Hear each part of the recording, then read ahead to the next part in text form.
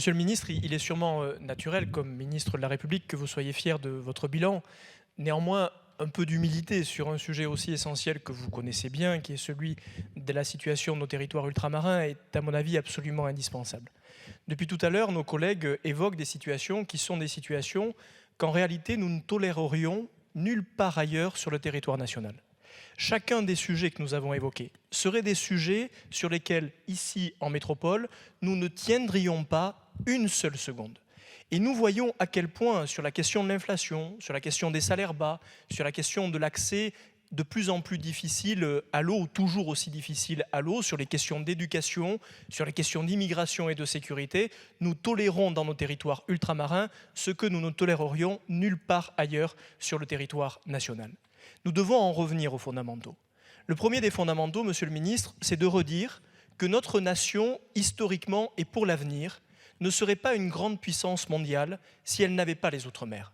Que les Outre-mer ne sont pas seulement une chance pour la France, qu'elles sont la France elle-même, et que jamais nous n'aurions rayonné comme nous avons rayonné, jamais nous nous relèverions demain les grands défis, y compris climatiques, si nous n'avions pas l'Outre-mer pour mettre en place des mesures d'innovation que nous ne savons pas mettre en place sur le territoire national. Le second des fondamentaux, c'est de dire que l'accès à l'eau est un préalable à toute chose, qu'il n'est pas tolérable qu'il y ait des tours d'eau récurrents, des coupures incessantes, l'accès à des bouteilles d'eau à des prix inouïs, notamment dans certains territoires ultramarins. Nous ne le tolérerions nulle part ailleurs. Et les questions de délai administratif ne peuvent pas être une justification pour que nos compatriotes ultramarins, pour expliquer que nos compatriotes ultramarins ne peuvent pas avoir accès aux fondamentaux.